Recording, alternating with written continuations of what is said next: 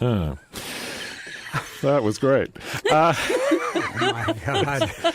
Yes, this is Point Reyes, Perfection. KWMR in Point Reyes Station, 90.5 FM, and this is Let's Talk, getting to the root causes of the important issues of the day. This on-the-air community forum believes your voice matters and welcomes all thoughts and views without judgment. And please join today's conversation by calling 415-663-8492 or 8317. And I'm joined in the studio. My name is Paul Raphael, and I'm joined by Shelley Rugg. Yes, hello, good morning. And Stephen Hurwitz at the controls. Are we available online? Yes, KWMR.org. 24 hours a day, streaming live at all times. Yeah, that's what's so great, because people can listen from anywhere. They don't have to be local. There's no excuse not to listen. The reception is so spotty in Tamales. Well, turn on your computer. Anyway. There you go. So today's topic, which it's interesting. I've had different reactions to this topic, ranging from laughter to, oh, really? That's great. It's about sleep. Something we do for about a third of our lives. It seems like a fairly important thing in our lives. or at least we try.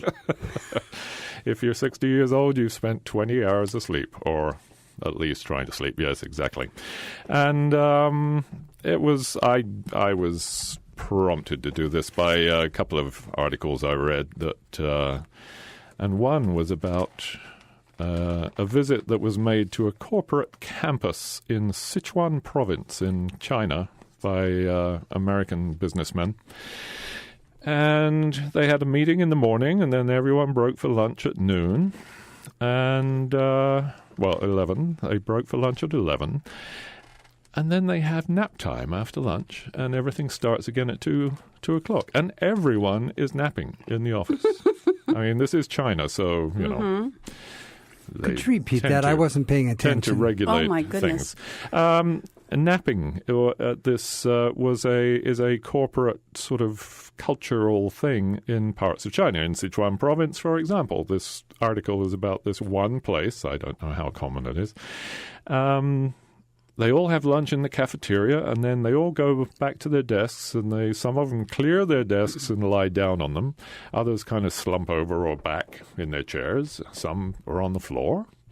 And everyone snoozes until 2. A gong goes off. Everyone wakes up. The blinds go up. Screens come back on. I remember that way in Greece. And actually. the Americans were just shocked by this. Oh, my goodness, what do I do? So they pretended to sleep as well, in case they were accused of staring at women. At the sleeping people. While sleeping. But Wow. then there was an article I read, I don't know, last year sometime, about how sleep patterns are and used to be for all of us in sort of hunter-gatherer societies, in societies that are closer to nature, let's say, where they all slept communally, and their different people had different sleep rhythms. So there was always someone who was awake or wakeable, easily wakeable. So part of the communal sleeping thing is that you're safe from, you've got protection, you're warm, you're all together, and someone's always awake. Kind of like the meerkat thing. And before the Industrial Revolution in Europe, and actually they've discovered all over in Africa and Asia as well, people used to have what they called the first and second sleeps. So you'd go to bed after dusk, after you can't read anymore because your oil lamp's running out. Go to bed. And then it was very common for people to wake up in the middle of the night for a couple of hours and talk or consider things or think about things or have sex or go and chop wood by the light of the moon. Yeah, read a book by the light of the moon or by an oil lamp, and then go back for their second sleep. And it was so commonplace that it's mentioned in all kinds of literature. The the Chaucer's, Canterbury Tales, Shakespeare is often mentioned, the first and second sleeps. Interesting, yeah. And then along comes the Industrial Revolution, where they need shift workers. We're being so hard on the Industrial Revolution. What? I think it was hard on us. I noticed over the year. Really dissed it. It's a noticeable change. Too. It's a noticeable change in human behavior that we are expected, and it's kind of frowned upon, certainly in this country, in this the Protestant work ethic thing, where time is money, and if you're asleep, you're just wasting time. You're only really allowed to have 8 hours of sleep maximum. You shouldn't sleep more than that. And if you feel drowsy in the afternoon, you shouldn't take a nap, because that's just you're weak. Somehow morally wrong. You're weak. Yeah, you're weak and you're lazy. Wasting time. Yes, lazy. So, I remember being in Greece years ago where nap time, I was talking to a retailer and he was closing for nap and coming from the United States I said, closing for a nap? Aren't you going to lose sales? He says, no, everybody will come later. Yeah, they will come later. That's right. And Americans have always looked down on Mexicans for that siesta. very reason. Yeah. That trope of the Mexican in the sombrero snoozing, right? And people work hard. And I think that's part of it, too, is that, when you're working physically hard, if you're a hunter-gatherer, you're working physically hard.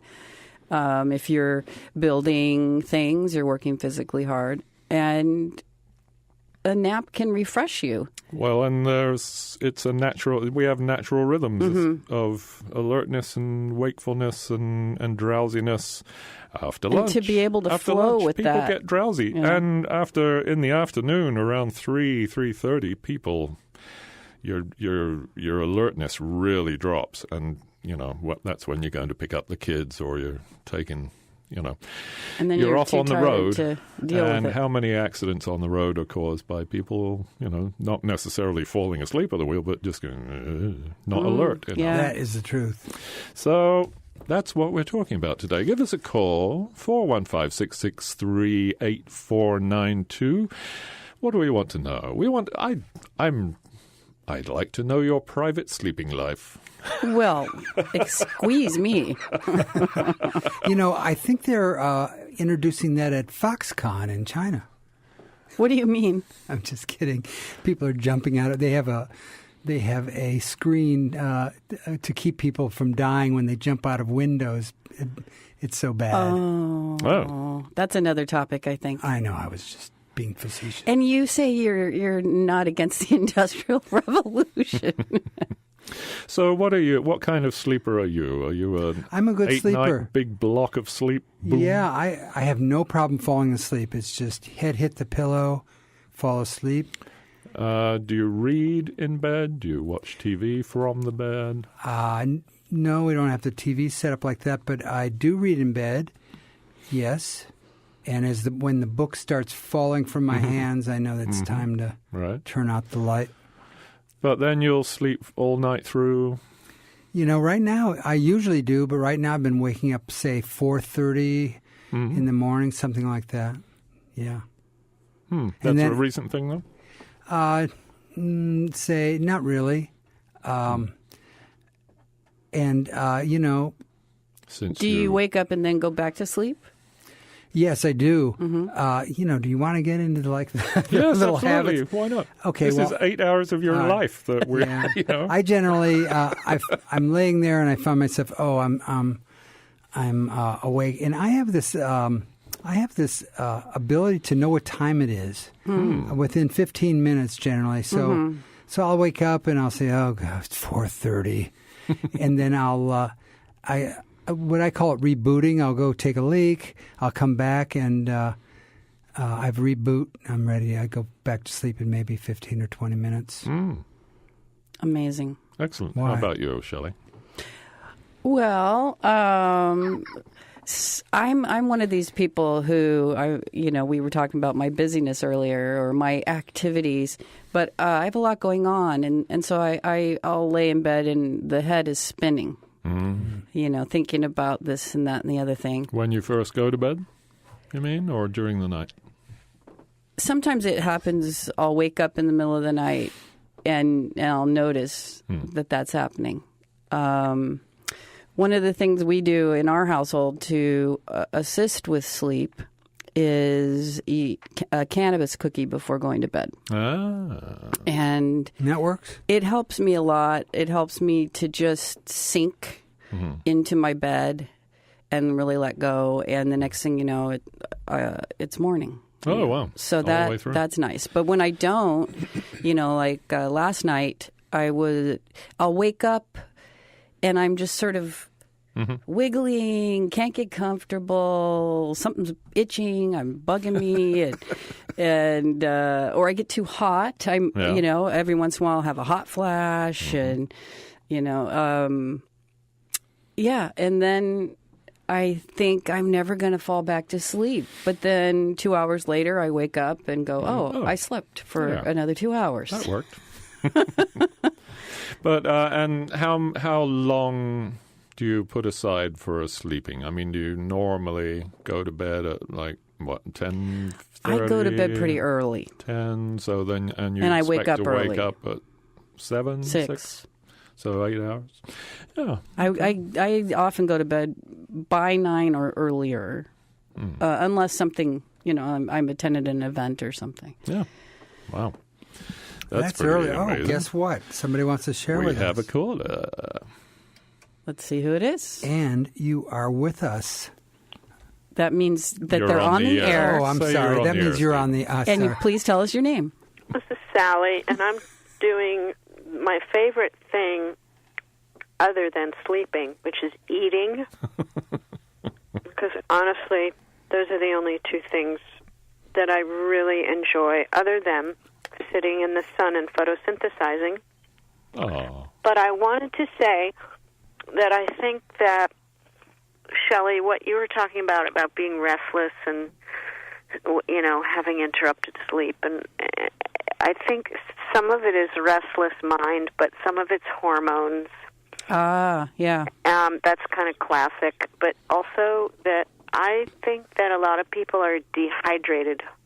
If you drink wine or you drink a lot of coffee, which is probably what everyone's powering down so that they can fight that mid-afternoon desire for a nap, which is quite natural, as you say, Paul.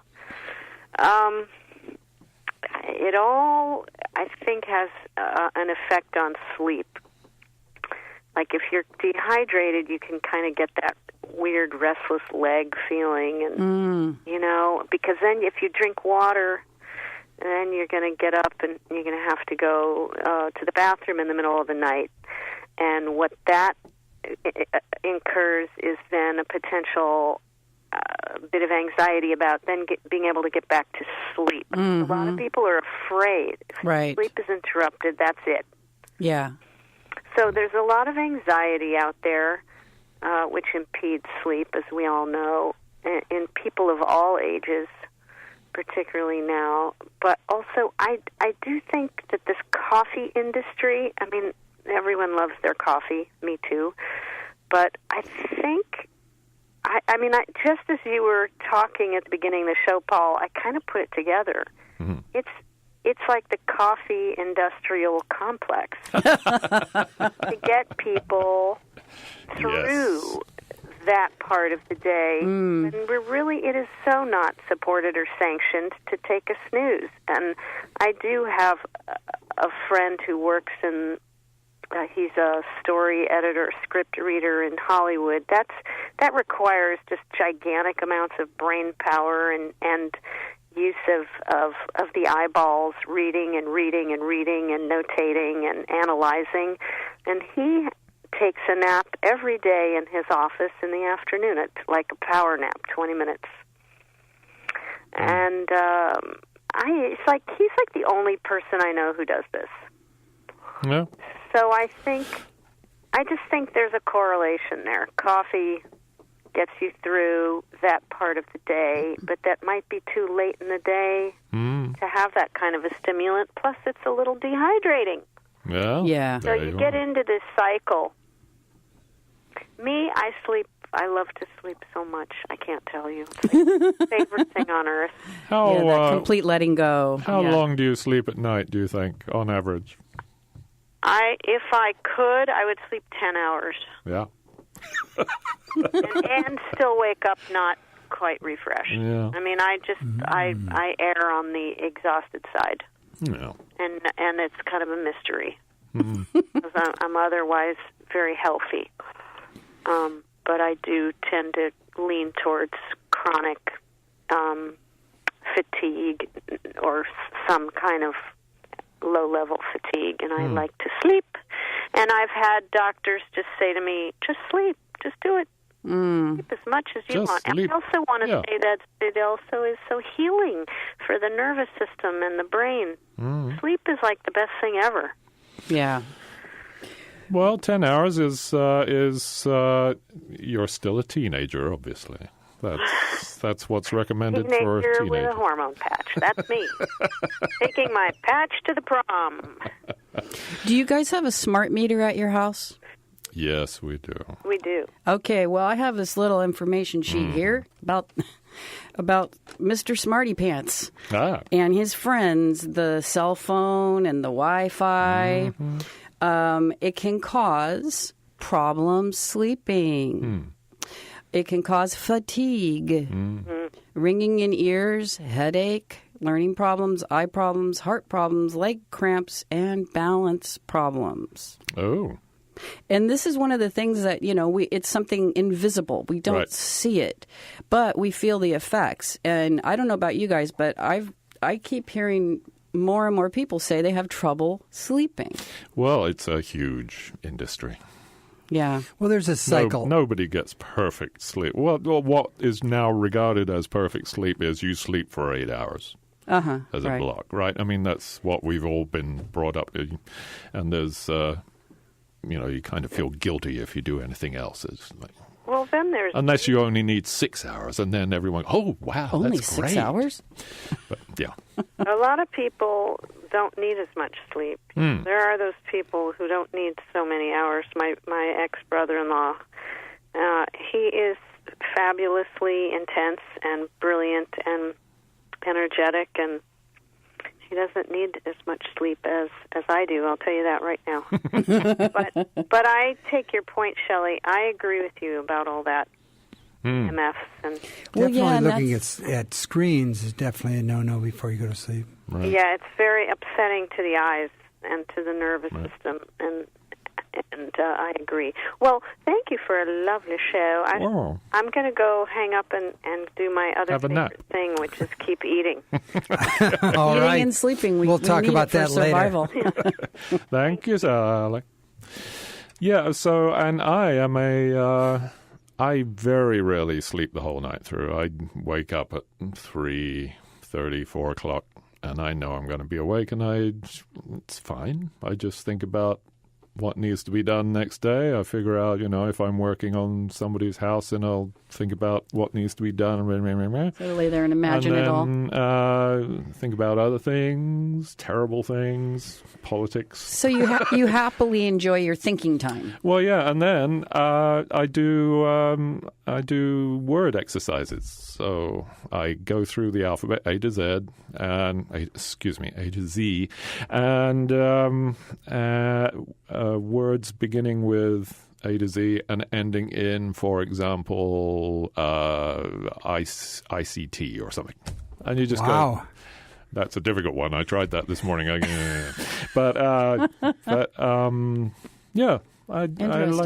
that. Well, and that's it just, good. I get to about and then... and you fall back to sleep. I sometimes have my best ideas when I wake up.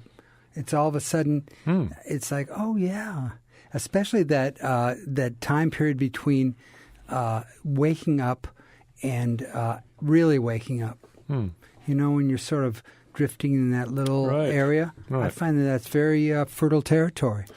Well, and also there's that wonderful period, as you're saying, between just kind of getting awake and really waking up. There's these wonderful sort of ends of dreams or so, or little dreams that come and go because you're still kind of falling back. And you get, I get these sort of short little vision things.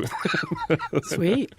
But I can't lay in bed too long. I get restless and you want to get up. Yeah, and my body starts going, enough already. Yeah. So how many hours do you sleep at night? Maybe you need a new bed. I figure I'm usually getting 6 or 7 hours, usually. That's not bad. Yeah. We have a caller, by the way. Go ahead. I'm going to do better this time. All right, let's see it. Okay, caller, you're on the air, and please give us your name and... Keep it clean. Keep it clean. Okay. Okay. I am Kay. Hi. I'm sitting here listening to you as always, and I'm one of those people that when I wake up, I'm awake. I'm totally awake. There's no gloom period. I just bang, which makes it difficult because, as you know, may not know, but with Parkinson's, sleep, insomnia is a big problem. So, I haven't been getting very much sleep lately, but I went to see my new doctor yesterday, which was so wonderful, and took all my children with me, and we filled up the little room, the examining room, I'll tell you. And the doctor's about 4 feet tall. I mean, she's just a tiny little Asian woman. She's just lovely, but she's so teensy. And here's a big old us. And she was pretty brave about the whole thing. But anyway, she said that I've been having a lot of weird symptomy things going on. She said, you're just not getting enough sleep. So let's work on this. Excellent. So she changed my medication, and I slept great last night. Oh, congratulations. Hopefully that takes care of it. Yeah. But, I'm awake. I've been waking up at going to bed at 10:30 and waking up at 12:30, which is not enough sleep. And then I'm awake. For the rest of the night? Yeah. Wow. Pretty much. And wow. I might snooze a little bit, but not much. And then you just sort of lie there, and you can get all upset about it, and you can worry about it, and be all kvetchy and stuff. But I just sort of sit there and do nothing and don't look at screen, and it doesn't really matter. I'm still awake. So she said, "Get up, go to another room, and read something boring." So that's I'll read the Medicare manual or something. I went through a phase where I would knit myself to sleep, and that's a great idea. Yeah, I would just sit and knit until I couldn't knit anymore, and I just started falling asleep, and then I go. You look at it in the morning and go, "Oh my! What happened?" Yeah. But, how does it affect your mood? Does it make you cranky the next day? Not sleeping? Yeah. I'm a pretty cheerful person, but yeah, it does. It wears on you, and you make mistakes. And I'm getting clumsier and clumsier, and that didn't help that at all either. I was dropping everything, and not ending up sitting down and bursting into tears, which is certainly a possibility. Just trying to figure out how to get through this, because it's not going to get better; it's going to get worse. And but I'm pretty cheerful. Yeah.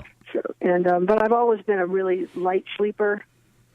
But the one thing I noticed last night is I really remembered my dreams, and I remembered that, and I was aware that it's been a really long time since I've had any recollection of dreams, and I love dreaming. I love sleeping. You can blame it on yourself, but sometimes for people who have a condition, it's a side effect from the medicines you're taking. That's probably very true. My dad. He seemed to think, Dr. Wett seemed to think that by giving me a time release medication, which I was not taking, I had a whole night to have no Parkinson's medication, that was a big, was responsible for my wakefulness. And after that, I'm going to give it a chance, but and hopefully it'll stay. It'll just even out and improve, because that's a stupid way to live.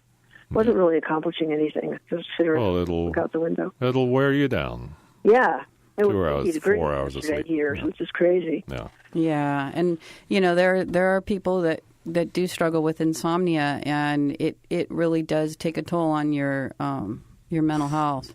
Oh, absolutely. It's a torture. Absolutely. Yeah. I mean, people, the bad guys use it as torture. Mm-hmm. But Paul, I will try your little word games. I love word games. Oh yeah, And it sounds like a really good idea. yeah. It's not. There's the one that I enjoyed most, I think, because it was. What was it? Oh, it was words ending in est, but not being superlatives. Superlative, Yeah. So there, you can only have verbs or nouns or. like west and breast and chest. Yes, and, exactly. and stuff like that. You can't have best, but you can have breast. That's how that goes. Oh, that's a good thing. You're really working on your brain, though. Keeping it active like that is, that's a win-win. Yeah. Good job, Paul. Hey. Yeah, Paul, you get the little check mark next to your name. That's what we always say. Paul, here comes Paul. A win-win. Well, I have a That's a lot of story about my dad, and his experience with sleeping pills, and that it would cause him to sleepwalk and eat weird things. Yeah.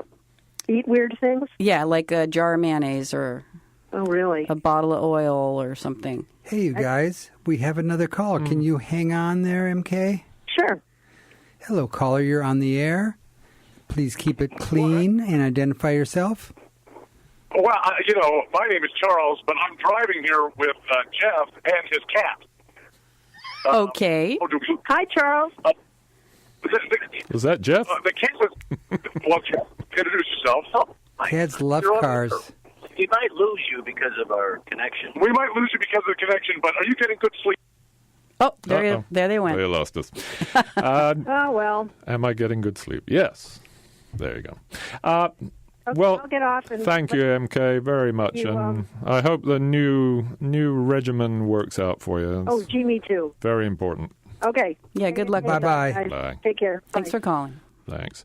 And I have to say that I also read when I lie down, which some, like the American Sleep Association, says don't do that. Don't even read. No screens, of course, but no reading either. And I have found that because of years of reading when I go to bed, when I open a book now, I pretty much fall asleep. Well, there you go. It's like ringing a bell. Yeah, exactly. So it's not such a great thing. And they say don't read because that makes you think of your bed as a place for wakeful activity, other than sexual activity, of course. So this is KWMR. 90.5 in Point Reyes Station. I was supposed to say 89.9 that. in Bolinas, and 92.3 He still has 10 seconds, in San Paul. Geronimo Valley. Yeah, but he... And... Do you want to read the... It was the end of the sentence. Yeah, sure, I'll read. All right, I haven't there you done go. this for Do a the long whole time. thing. I may be He losing my misses touch. Time to get rid of an old mattress. What could be more appropriate than this? The Mattress Recycling Council. Time to get rid of an old mattress. Listeners can recycle it rather than dumping it. Bye Bye Mattress and Conservation Corps North Bay are teaming up to host a collection event on Saturday, March 23rd from 10 a.m. to 4 p.m. More event details at byeByemattress.com. That's BYE mattress.com. And that is a remarkably apt underwriter for this show. Thank you very much. And we're also brought to you by our listener members, of course, and by Pacific Slope Tree Cooperative. Homegrown, experienced and equipped, they've been doing tree care in the watershed since 1972. 663-1300 Pacific Slope Tree Cooperative, 663-1300. And we're also supported by Point Reyes Vacation Rentals, a local family-run and community-minded vacation rental business with over 25 years of experience in lodging and hospitality management. Point Reyes Vacation Rentals rents and manages homes throughout West Marin. More information at 415-663-6113 or online at pointreyesvacationrentals.com. And This is Let's Talk Call-In Radio, where we encourage listeners to call in and give us their thoughts about certain topics. And today we are discussing sleep, something that we do for a third of our lives at least, and yet we don't think about it unless we're not doing it when we want to. Was that clear? I don't know. Did that come out right? Yeah. I think When it troubles us and it becomes difficult is when we pay attention, right? Yeah. Yeah. It's like, what is that like? Oh, I don't know. Anyway, Charles and Jeff and the cat somewhere driving around. Give us a call back if you like. The number to call is 415-663-8492. And wait till you hear Stephen say something resembling You're on the air.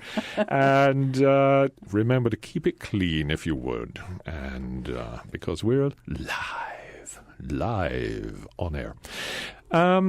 Sleep, yes. So I remember being a child. Oh. And how wonderful the experience of being able to sleep virtually anywhere. And I remember the sensation of, being with my parents at an adult gathering and being in another room, hearing that hum of voices in the background and falling asleep to that, or falling asleep in a car, in the back of a Volkswagen in the little cubby, the delightfulness of just being able to sleep anywhere. I still can do that. No? Yeah. Can you fit in the cubby? No, I can fall asleep almost anywhere, even when I don't want to. Why do you think it's so easy for you to fall asleep? You got any theories on that? It's just always been that way? Yeah, it just like when I'm going to sleep in bed, how fast I can fall asleep. Yeah, I don't know. I can even fall asleep in an airport chair. Do you ever fall asleep when you don't want to? Yes, I have. Yeah. Yeah. I did last night. I was watching Earth on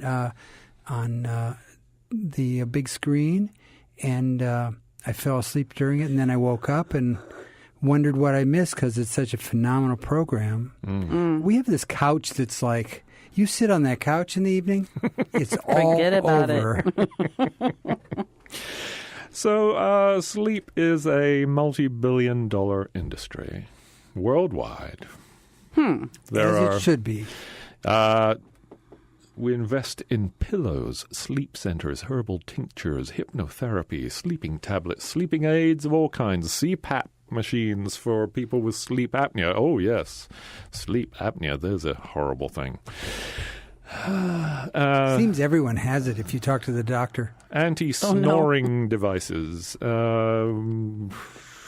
What else? Going to these sleep study centers if you have sleep apnea is an interesting thing where they plug you into their EKGs and all kinds of things, EEGs. And did you do that? My previous partner did that. When she was having trouble. She had sleep apnea. I've done it. And we went to Stanford, and they hooked her up with hundreds of wires. Oh, man. And said, okay, go to sleep now. Yeah, easier said than done. But she did, and yes, sure enough, she stopped breathing several times a night. Just... Yeah. And that's very disruptive to your sleep, and so you don't get full rest. You come out of REM and you go into lighter sleep. Mattress companies. Interesting. I mean, look at all the mattress companies. Inflatable ones that you can vary one side, different from the other one. Yeah, but I wouldn't discount how important a good mattress is. Oh yes, absolutely. Oh, nice worthwhile soft sheets. investment. Yeah, we really. If somebody wants to talk high about thread count sheets. Well, are a lovely thing. I am a flannel fan. I have to say. Flannel is nice too, especially when it's cold. We have a caller. Do you want to hear what somebody else says? Absolutely. Hello, caller. You're on the air. Identify yourself. And... Hello, this is Sky Nelson Isaac. Oh, hey, Sky. Hi. Hey, good to hear the show. I appreciate hearing a show about this topic that is, I think, really important and sort of under acknowledged in our culture. Yes. You know, I wrote a book called Living in Flow about science and its connection to spirituality. And part of my inspiration for a lot of the ideas in the book sometimes come through sleep. And also I have music, that I've written on my album that actually has come from inspiration that comes in sleep. Are you talking about when you're still asleep or when you wake up in between sleep cycles? It's a dream state, but usually right before I wake up, or I don't know if maybe I wake up because of the dream. I don't know which causes which. But I do think that there's a part of the cycle. I think I must sleep pretty soundly for a large part of the night, and then I'll go through a cycle of dreaming. And often, I've been in a practice of writing down my dreams for at least 20 years. And there's a sacrifice that comes with that of waking myself up in order to write them down. Yeah. And getting less fulfilling sleep. But the payoff of the meaningful dreams that do come through, which have led to songs or ideas that related to my physics work, or the payoff is really big because some of those ideas wouldn't necessarily have come otherwise. Yeah. Cool. Yeah, I've always envied people who can remember their dreams because I usually don't. I can remember maybe one image from it, or being frightened, or being happy, or something. But I know I have these while I'm in them. I know that it's just a wonderful thing, and I'm off and doing. Sometimes I'll wake up in the middle of the night and I'll just remember the last phase of a dream, and then it all gradually goes away. Yeah. Well, I think, and when I first wake up, it's a real practice, because if I have even one thought about my actual life, like it erases. It starts to disintegrate the dream. Yeah. Yeah, because the memories of daily life and what I'm going to do today and all that are so strong that they just obliterate the sort of really ethereal layer of memory from my dream. Yeah. I have certain dreams that it seems like, I always go back to thinking about them. They were so powerful that I maintain a memory of them for years. Yeah. Interesting. I've had that experience. And sometimes those dreams, I look back on a dream that I didn't realize in the moment was really pivotal, but it did sort of mark a pivotal moment in my own development around either personal life or my creativity, creative work. And I have a dream journal that I'll look back in and I can see, oh, yeah, this is what was going on for me at this time in my life. And that's where I got that idea from. Interesting. That's great. Well, we know that several inventions, several leaps in knowledge or in creativity have been caused by sleep, caused by dreams. Who was it? The serpent biting the tail. What was that one? That Ouroboros. Yeah, but there was somebody who had that image. Scientist. Oh, dear. Interesting. I forget if that was a DNA thing or if it was something else. I've forgotten. Speaking of that, though, on the opposite end of the spectrum, people see things in their dreams that portend things that actually happen in their lives or in life. And I suppose, we have our mind and we have that gut mind, and maybe it all comes together in that dream time where people are accessing their intuitive end, or all their minds are working together. But, people do see things in dreams that occur in their waking life. I had that happen to me one time. I was not in the habit of writing my dreams down, but I had a dream just before I went out of town one weekend that when I woke up from that dream, it was so stunning, I immediately wrote it down. And the next day I went and I had this weekend experience, and I'm not going to go into that, but it wasn't a good one. But the thing that was so amazing was when I got home and I read that journal entry. And it described in metaphoric ways what I had just been through. And, wow. If only I had recognized the intensity and power of that dream. But, I wasn't at a place to really notice, or I wouldn't have gone away that I was weekend. going to say you wouldn't have left the house. So, Sky, as a physics guy, did Shelley tap into the stream of time that we all know is existing all at the same time in the universe? Is that what happened there? I would say so, something like that. Carl Jung talked about synchronicities in relationship to dreams a lot. The way that I view it is that there's this, we live in what we're used to calling space-time. Like, there's space and we're going through time and we just are used to physically touching things. But there's this alternate representation of the physical world that is what we call frequency space, or, where there's the energetic description. And that's, I think, a real thing that can be described with modern physics. And somehow in the interplay between those two spaces, there's a timeless nature to it. And it makes me wonder if, so I see synchronicities, those meaningful connections, as sort of a higher level narration of our lives, like a thread that's connecting the events of our lives. So that's what I hear you talking about there, a dream that relates to an experience that you're having in the world, and you don't necessarily see the connection up front, but over time you do see the connection. It's like it's narrating what your experiences are. Fascinating stuff. And yet there we are, being lazy, just lying around, not making money. No, we're rejuvenating ourselves. No. We're healing ourselves. We're Absolutely. Yeah, I mean, you can't do it without it, right? You can't do sleep deprivation. As Stephen said earlier, is a form of torture that's very popular with the American torturers. People, I want to be really productive and have great ideas and bring them to fruition and be really active, and yet a lot of the power behind those ideas comes from that recovery process, like that, where I feel ideas more than just think of them. And that happens when I'm more weakened in that state of sleep or half sleep. Yeah. Well, thank you, Sky. Appreciate it. For the conversation, and I hope your listeners will come out to my event in Point Reyes in a few weeks. Thanks for your time. What event?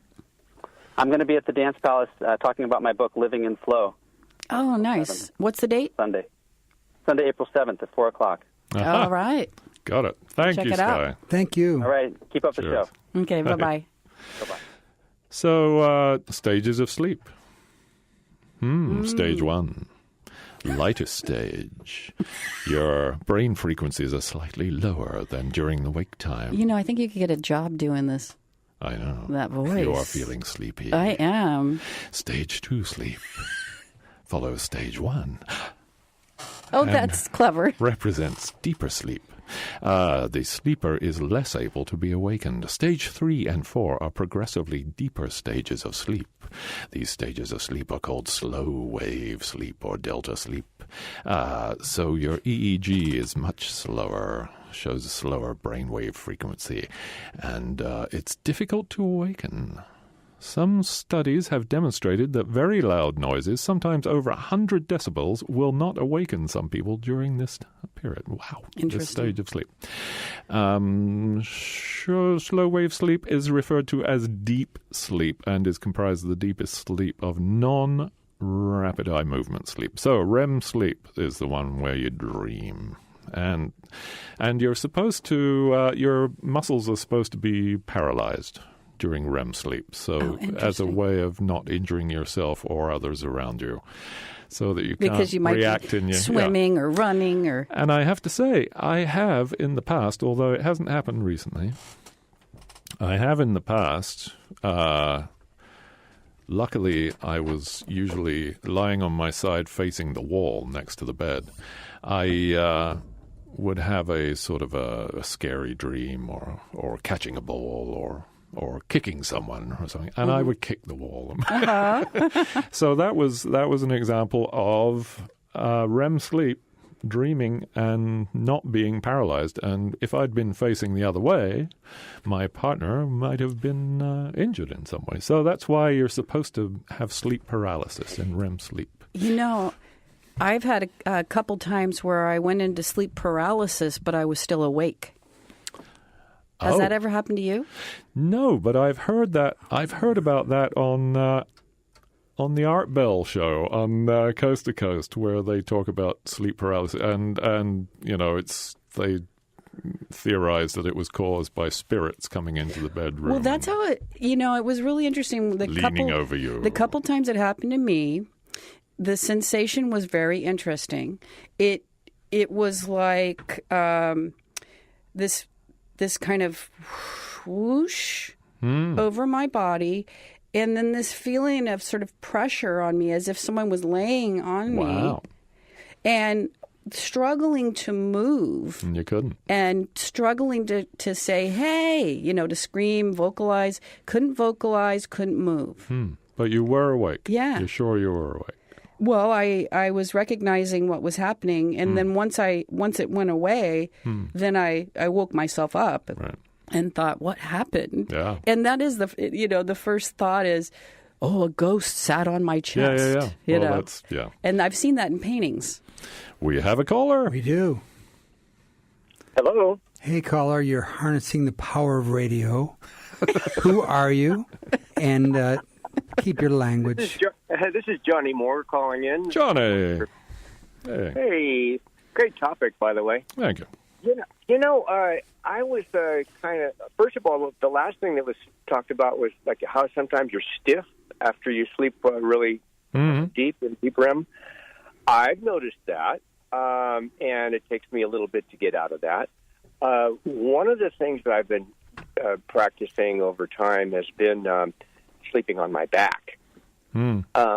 Difficult to I have patterns that I've gone through where I will sleep on my side and really get great sleep, But then I drool all over my pillow. Yeah. And it gets to be like, come on now, there's something missing here. I'm not getting that full sensation of a full good night's sleep. You don't think drooling on your pillow is an indicator of good sleep? That's what pillowcases are for, isn't it? I know, but I just don't. It's like, I go through a lot of pillowcases if you think about it. Drooler. Straight up, a couple of things. Another one was that I looked to see at the beginning of the show what's really true for me. I found that if I have a project, if I have something that I'm really onto, that I really want to get done, I don't need as much sleep.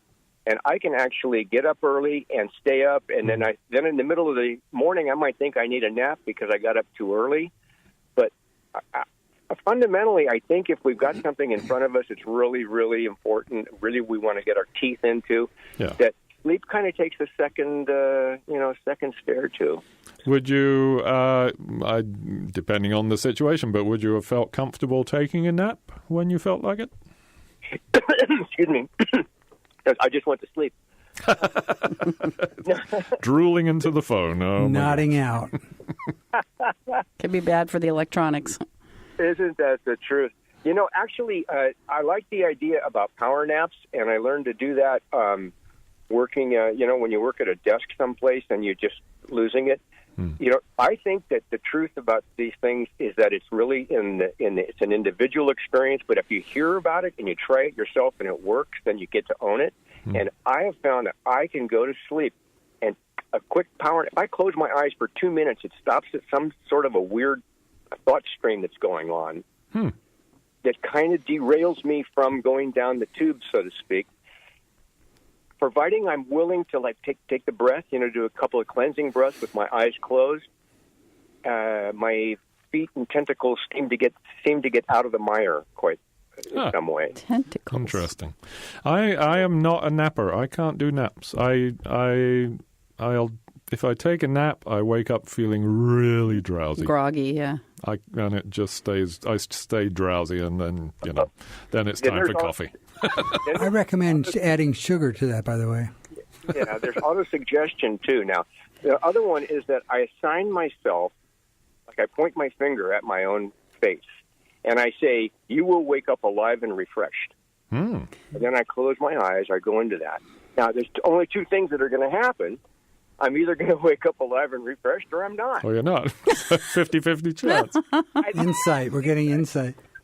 At least I assigned myself, something that has a potential, You assign yourself a job for the night. That's good. Wow. Precisely, or even the moment. And then the last thing I wanted to say was about, like in the middle of the night, true, when you do get up and then you really can't go back to sleep. Oftentimes it has to do with what I ate before I went interesting. to sleep. Mm-hmm. Or near to the time before I lay down and went to sleep. And it has to do sometimes with chocolate, and also the way the chocolate may have been prepared in the item that I ate. Mm-hmm. I've noticed that I will sleep a little bit differently or wake up with a little bit of different kind of a feeling about it. And then when I don't, I've been recently been using this stuff called golden milk, which is like turmeric and a whole bunch of other stuff. It's the same color. And with a little bit of honey and milk and just a little bit of that. And that seems to have been giving me some really good rest. Oh. So they say that lactose that you get prior to bed sometimes is a good thing. With the turmeric stuff, really, I found it's, but not every day. Again, that's the moderation, the thing about moderation. Mm. Because I get too used to doing it one way, and then I come up with a way to sabotage myself. But yeah, there's definitely certain foods or beverages that can facilitate sleep, and maybe when you don't want it to. But, we always hear about people eating turkey and then getting all sleepy. Part of that's overeating at Thanksgiving. But turkey, but milk, yeah. I remember when my kids were little, they'd come home from school and I'd want to do the classic, milk and cookies and read a story. Well, cookies have sugar. Yeah. And sugar makes me crash out. And milk, likewise, has sugars in it that can cause you to crash. And so I'd be sitting there reading to my kids and falling asleep mid-sentence. Wow. And that kind of woke me up to realizing that the milk and the sugar was not working for me. And maybe it wouldn't be working for them. Yeah. Sure, it's just that little bit of, I just think there's some moderation to it that needs to be attended to as well. Well, because once in a while I will do that, and I sleep just fine. Mm-hmm. So I don't know that there's a rule to it, but I like warm milk once in a while, but I'm not going to do that regularly. No. Yeah. I'm into the power of placebo these days. I'm not saying milk doesn't work, and it probably does, but it might trigger something in your mind. Good point. Like breastfeeding. I'm fall asleep. You burp and fall asleep. Oh, totally. Who knows? Where do we get some of that? Yeah. I used to go to this particular deli at this job I had in the past, and every single time I ate there, I must nap after. Oh. And which was really a problem at work. Well, it shouldn't be. Let's just say Hey, that. we have another caller. Oh, we do? Yeah. All right, take that call, and I love you guys. Thank you, Johnny. Thanks for calling. Johnny. Cheers. You are on the air. Please keep it clean. And tell us your I name. have trouble, but you shouldn't have any. Who is this? This is David calling. David. Hello there. Hi there. It's obviously a good topic because you got lots of callers. Finding out who else listens to the program. Good point, yeah. There are 10 people online right now. I know that. That isn't true. We're very popular. So, I'll try and be sort of concise here. I think ritual, and it almost doesn't matter what it is important for going to sleep. I don't have a problem falling asleep no matter, I can look at screens right up until the moment, and I often fall asleep while I'm watching the screen. So, So what's your ritual? What's my ritual? Yeah. Well, not for going to sleep. I don't have one of those because that varies all the time, depending on what time I come home and what the activity is. But in the middle of the night, if I wake up, I often will get up, go pee, often go outside and do that and look at the stars for a moment or two. And then come back in, I'll take a little sip of milk, which whether that's, whether it's important that it's milk or whatever, I don't know. And then I read something in Reader's Digest when I was probably 12 years old, and I've used it ever since for getting to sleep. And I don't think it's important exactly what I do, but what I do is I start by tightening up my toes and then tighten up in my feet, my calves, my thighs, all throughout my whole body. And so I'm all completely tensed up, and then I release in the reverse order, and gotten it down so that I can just do that in 10 seconds.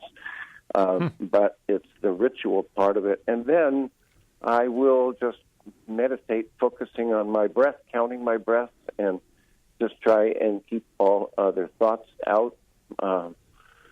Just focusing on counting the breath. And usually I'll get to 50. And I just focus inward and stay there and do my best to just keep focusing on the number. Very good. That's just a bunch of little ritual things there, but I think they all add up to something. Yeah. Helps me get to sleep pretty much every time. Awesome. Excellent. Well, thank you, David. We're going to have to wrap it up. Thanks for calling in. Thanks for calling. And bye-bye. And good tips. Good tips from David and from Johnny and from other people here, because prescribed tablets, apparently, according to a study by the National Institutes of Health, found that prescribed tablets only give you an extra 11 minutes of sleep. Huh. Yeah. So this has been Let's Talk. And thank you to all our listeners and all our callers today for joining in with us. KWMR does not take a stand on any of the issues discussed on Let's Talk. Opinions expressed on this program are those of the hosts and callers and don't necessarily reflect the views of KWMR, its board of directors, underwriters, or members. I'm going to go take a nap. And we'll see you next week. Bye. All right. Bye-bye. Bye there. Bye-bye.